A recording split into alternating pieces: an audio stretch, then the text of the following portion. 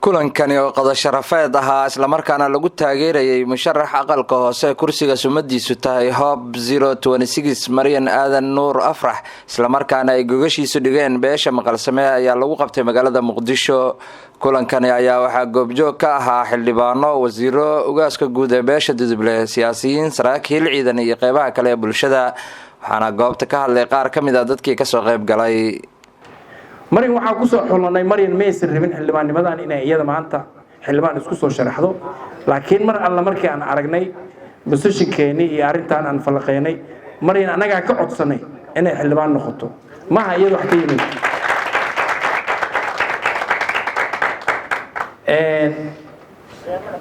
waxaan hubnaa qofka aad dirsanaysid sidiisaba oo la dirsanayo waxa loo adeegay waa bulshada. waxa la raba in wax la qabto waxa weeyaan ceelkaas biyaha ku jiro qofkii ka soo bixin lahaa. qof aan la tijaabin haddii mar loo diro waa garan karnaa dhibaatada haysato annaga qaasatan magaca Duduble dhinac walba aan dhibaatooyin badan naga haystaan. hadday noqoto xagga shaqada, hadday noqoto xag walbo waa ka liidanaa, waayo dhibaatooyin badan ayaa u baahannahay la xalliyo. markaan anaga falqeeyno waxaan ilaa waxa meeshan ku haboon oo waxa kaliya meeshan ka qaban karo Maryan Aadan Nuur waxtarkeeda iyo in ayada la yiri kaalay ma taqaana dadku ayaga is soo sharixi jiray kaalay maanta bal walaalay xil loo qabay in la soo yiri intaba ma taqaana hore loo soo sheegay. Soomaalidana waxay dhahdaan la iskama durduriyay sumcad dunida ayaa ku leh.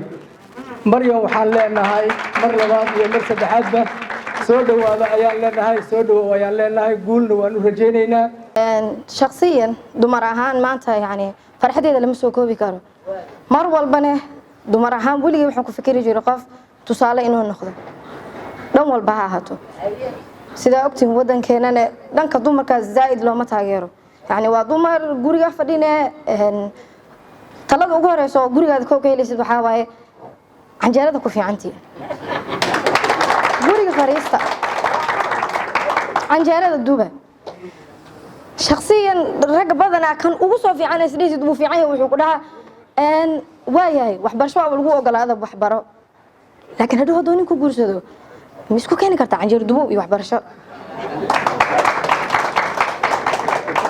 aniga shakhsiyan dumar waa ahay, wax waan baranaa, waa shaqaysanaa, mustaqbalka qoshooyin badan waa leeyahay, balaanis badan waa ii dejisayin, laakiin lacala hadaa guursado nolosheeda guurka iyo nolosha shaqo yani wax aan ii kala qaasa waay laba shakhsiyad oo kala duwan in la soo baxaa waay.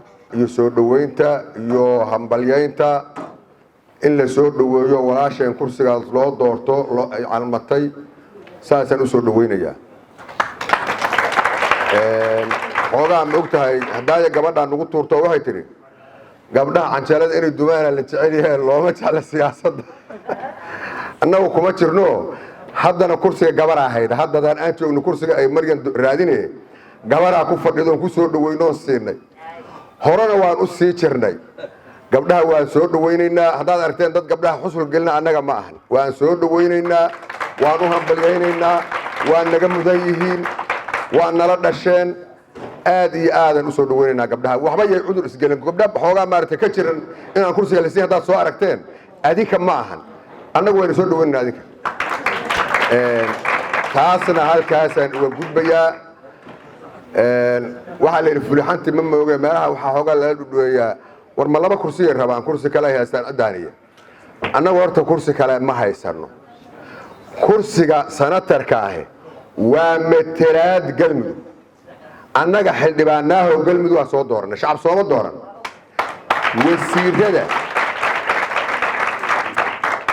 wasiirada galmudug madaxweynaha soo magacaaba, baarlamaanka loo keeno baarlamaanka ansixiya.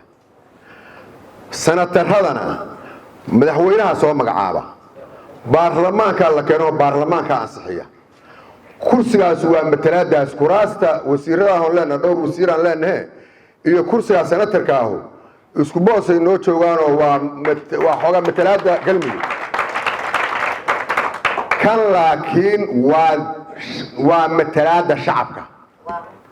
matalaada shacabka iskale waa kuraasta maaragtay dhowrka ahoo afarta kursi oo golaha shacabka ah oo afarta beelood ku kala fadhiyaan ilaahay nuguma gala gaarsiiyo yaraan nuguma gaarsiiyo waa badan oo dadku waa badan yahay tolku waa badan yahay in tolka qadsan la soo dhaweeyo wax loo hambeeyo wax la siiyo waa mudan yihiin laakiin si guud qolana gaar uma saaree si guud inta dudub la isu tago in la yiraahdo war tolka qadsanna waxa la fiirsho kuwii horena yaan la qadin oo xogaa cadaaladaas la sameeyo waa soo dhaweynaynaa دكتوريسو مريم آذن نور أفرح جيد يا بدر هي تلك هكرر مننا كبدر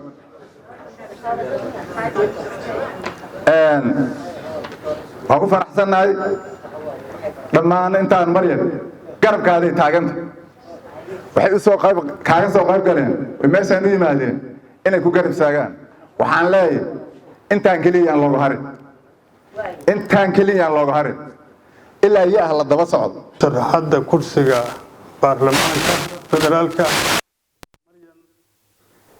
Maryan Aadan Nuur soo dhaweeya musharaxeen badan iyo dad badan oo horena waa ka soo qayb galnay waana si dimuqraadi oo 4 sano markay mar dhamaato loo tartamo kuraasta noocaasa Maryan Aadan Nuur marka soo dhaweynaa waa ku mahadsantahay musharaxnimadeeda adduunka iyo waxa laga yiraa iyo Soomaalida iyo marka wax laga sheegay gabdhaha lama qadariyo gabdhaha saasa la yeelaa iyo waxaan maleynaa maanta warkaas inuu dhamaaday oo gabar musharaxa aan soo dhaweynayno Maryan soo dhawow musharax Maryan Aadan Nuur Afrax waa soo dhaweynaa hambalyo ugu dambeyn musharaxa Maryan Aadan Nuur Afrax ayaa beesha ay ka soo jeeday maqalsamay weydiisatay codkooda si ay u hesho kursiga sumadiisu tahay hoob 26 oo ay leedahay beesha maqalsamay waxa ayna ballan qaaday in ay ka soo dhalaali doonto kaalinta kursigaasi uu leeyahay. Assalaamu calaykum wa rahmatullahi wa barakaatuh bahdi layga beeray magacay waa Maryan Aadan Nuur magacay waa Maryan Aadan Nuur dadkii iga horeeyay ama walaalay ahay ayaa wixii la dhiilay dhahay aniga waxaan meesha u soo istaagay inaan idin soo istaago miskiin baro waxaan u soo istaagay kursigan runtii kursigan aniga ma soo dooran dad walaalay ay yimid waxay u dheen walaalay kursigan noo qabo anigana waan ka aqbalay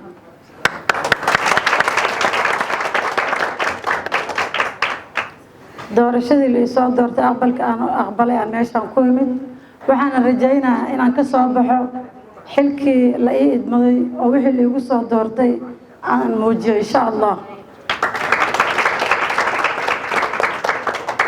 waxaan ka ballan qaadaa hadduu Ilaahay yiraahdo inaan idinka shaqaysan doonin aan idin shaqay doono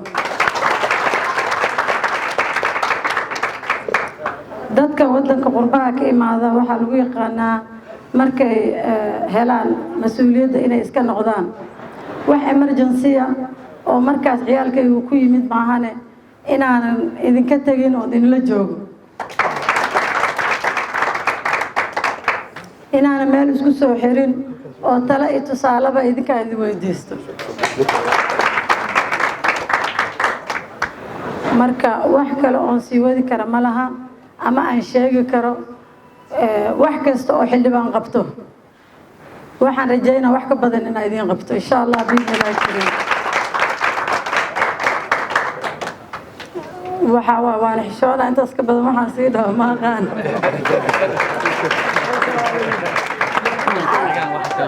adigu deeqdiin garabkaygana istaagtiin insha Allah biidhnilaahi kariim salaamu alaykum wa rahmatullahi wa barakaatuh